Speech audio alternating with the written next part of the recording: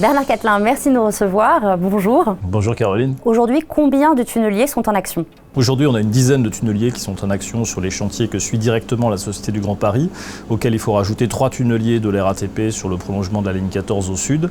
Donc on aura très vite, parce qu'il y en a un qui se prépare à rentrer en action dans les prochains jours, 14 tunneliers en activité et on va passer à la vingtaine d'ici la fin de l'année. L'ouverture des lignes 16 et 17 du Grand Paris Express est prévue pour les JO de 2024. Il reste donc 4 ans. Est-ce que vous pouvez nous assurer aujourd'hui que l'on sera prêt ? Les travaux de la ligne 16, le premier lot, avancent bien. Ceux de la 17 sont aussi bien engagés. On est en ligne par rapport à cet objectif. Alors il y a une gare qui inquiète beaucoup les associations d'usagers et les élus des communes des alentours, c'est la future gare de la Défense. La question est de connaître son emplacement exact. Alors initialement, elle était prévue sous les 4 temps. La station pourrait finalement être construite dans le quartier de la Rose de Cherbourg. Qu'en est-il ? Aujourd'hui, ce qu'on cherche à faire, c'est d'avoir un emplacement qui soit le plus simple à réaliser possible. L'emplacement initial, qui était sous les 4 temps, est extrêmement difficile, d'où l'idée de déplacer la gare à immédiate proximité, de façon à ne pas allonger les temps de correspondance trop fortement.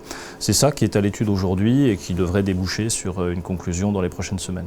Autre sujet, le financement de ce projet pharaonique. En 2010, le budget prévisionnel était de 22 milliards d'euros. En 2019, 35 milliards d'euros. Une hausse de 59%. Où trouve-t-on l'argent ?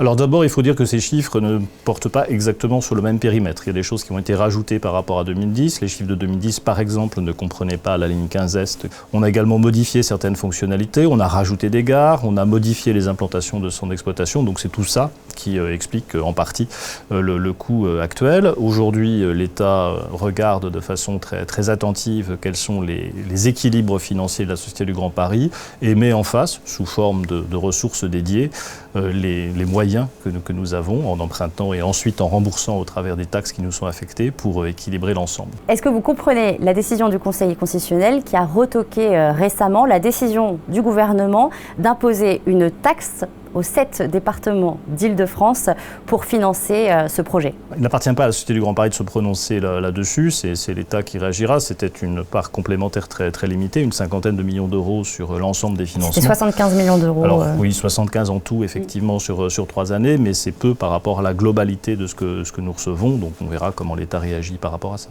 Merci beaucoup Bernard Catelin. Je vous en prie.